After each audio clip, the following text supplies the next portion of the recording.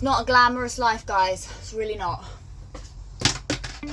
Hey, I'm May, a solo female boater living full-time aboard my 62-foot narrowboat home. I want to show you what it's like to be a continuous cruiser, living off-grid and working like the usual city dweller.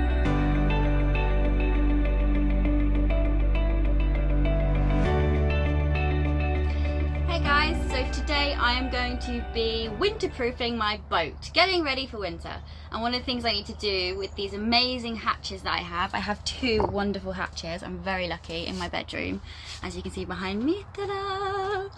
And this side, ta-da! That, they just need a little bit of TLC because it's gonna start getting really cold and wet and yeah. And then I wanna make them look nice. So what I've got is Ronseal wood stain, natural oak, a brush, and some time to do it. I started by putting masking tape on and then began staining around the hatches on the outsides of the hatches. These areas already were fairly stained. I just wanted to make sure that the whole hatch matched when I started painting the doors. Now for the doors. I'm kind of a little bit worried about what this colour is going to be and if I like it. Let's see. Don't want it to be too orange.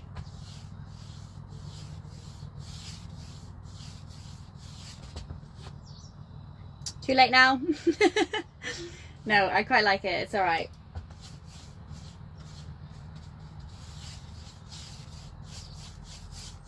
Hey, if you don't like something, you just redo it again, right?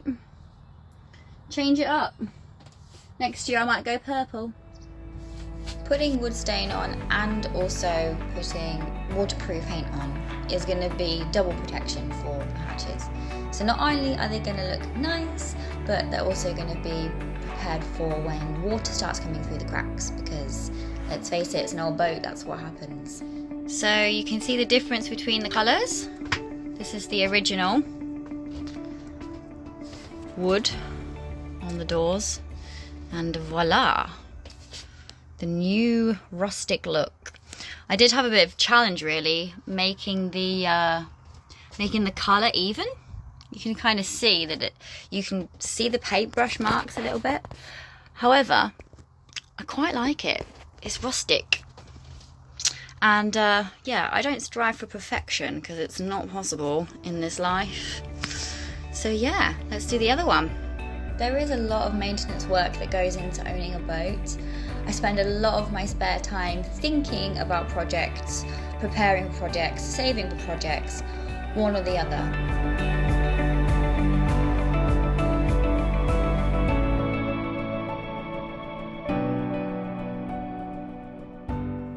But I would never start complaining about all the things I have to do because it gives me something to do and I love doing it. So while that dries, I'm gonna have something to eat because I'm absolutely starving. I've been trying to get through this courgette for the past week. Homegrown courgette, homegrown potatoes. Also got loads of other lovely homegrown goodies in here. My basket of delights. And I made yesterday, something I made earlier, a courgette potato mint frittata. So yeah, I should probably wash my hands. Save water. Quick wash. And yeah, I'm gonna chow down on this bad boy.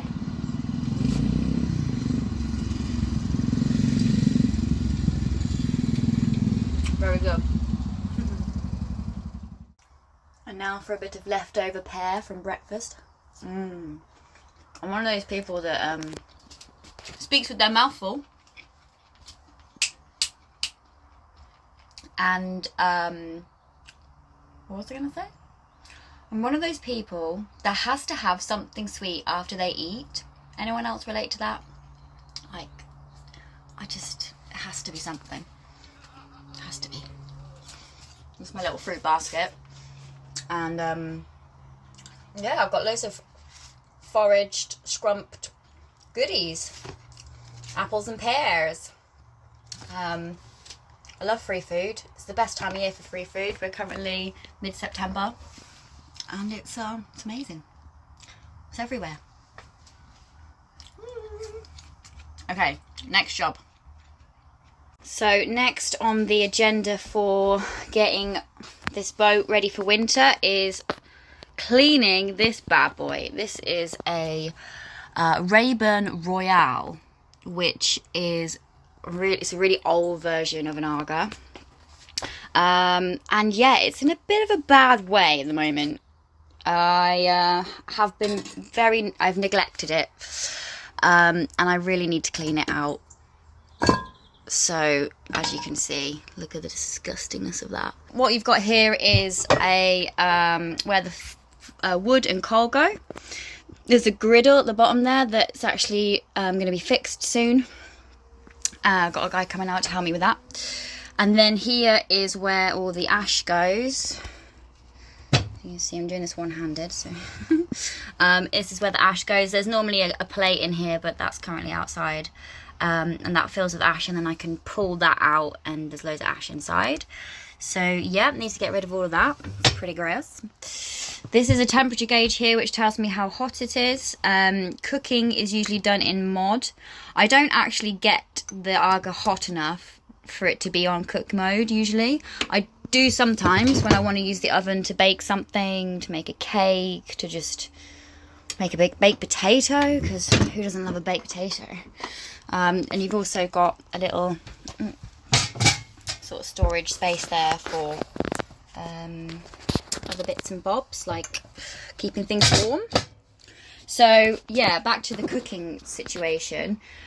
This Agar is my heat source, so she keeps me warm in the winter, and in order to stay warm and for it to be comfortable enough for me, I often keep these plates up and open because there is a lot of heat that comes out of this, a lot of heat.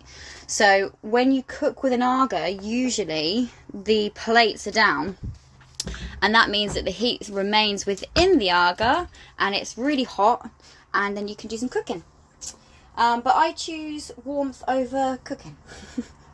I've been procrastinating on this long enough. It is time to sweep out the flume, clean out the Agar, and make it sparkly again. Chim chimney, chim chimney, chim chim chiree. A sweep is as lucky can be. Chim chimney, chim chimney, chim chim chiroo. Good luck will rub off when I shake hands with you. All of that soot has just come down here for me to clear out. As you can see, it's just piled up. So ideally, I'd have a hoover. I don't have a hoover. I've got this thing, but I catch spiders in this. Oh, messy, messy, messy job. There's this little bit here, this flap that you open and close, and that opens up flume. It's currently covered. So you can take this off here. Look at that, it's just disgusting. And then you can actually lift this plate off entirely. Oh my god, it's freaking heavy! Holy moly! Activate core. Jesus. Wow, this is cool. You can see here you've got stove rope, which helps seal. You've got the grate down there where the fire is, and the air gets sucked up here into this gap here and through the flume all the way up. So yeah, I'm just going to keep on brushing away at the gross bits. Just got a new idea. I'm actually going to brush everything into it. Ooh, and down into the ash area. Ah, computer. She has started to work. Put this on as well.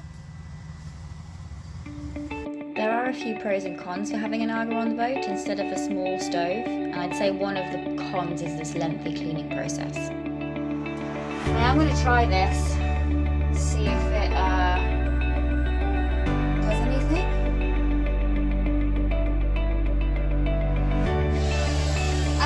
free little handheld thing for doubting you. You're actually really good. I don't need a Hoover. A Hoover would be really useful. Maybe I'll ask Santa for one this year. So there's loads of ash here that's stuck, clogged up. You can see that the griddle is kind of broken as well, a little bit. Don't know if you can see that. Zoink. Which means this button here, this pulley system, doesn't work so well.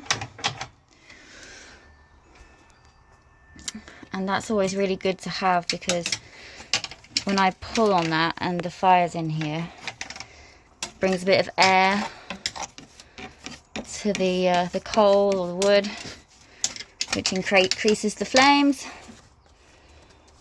gets it going.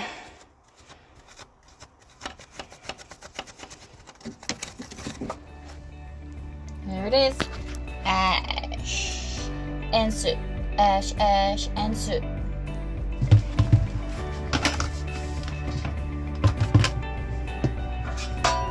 This is why this tool comes into handy.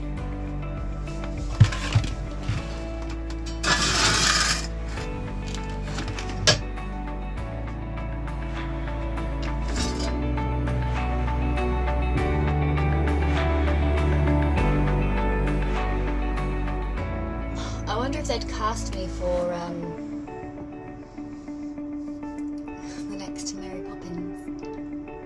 Not as Mary, as the Chimney Sweeps, the dancing one.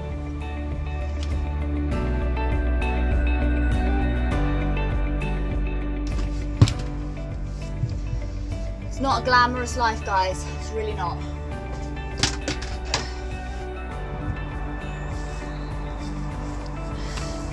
The ash box.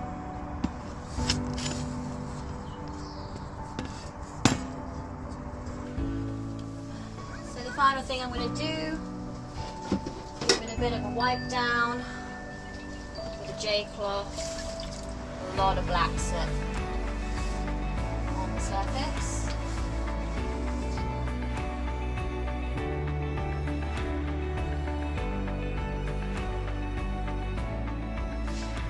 So these hatches have been drying for about 4 hours.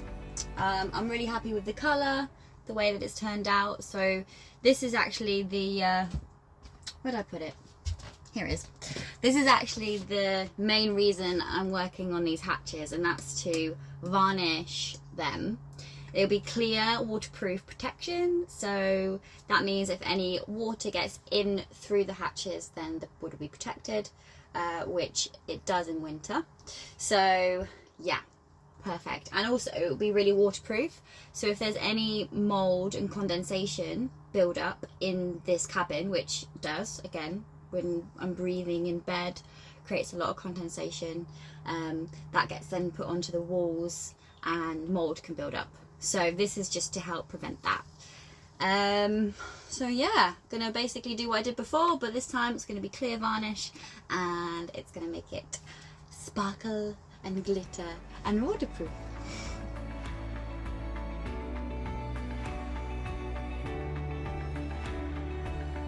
Wow, what a day. So phase one of getting the boat ready for winter complete. Phase two, there's some work that needs doing on the Agar, getting a professional in to help me with that. Preparing wood for the winter, and probably some other things I can't think of right now. So yeah, join me for phase two, subscribe to my channel, jump on board, and I'll see you next time. Bye.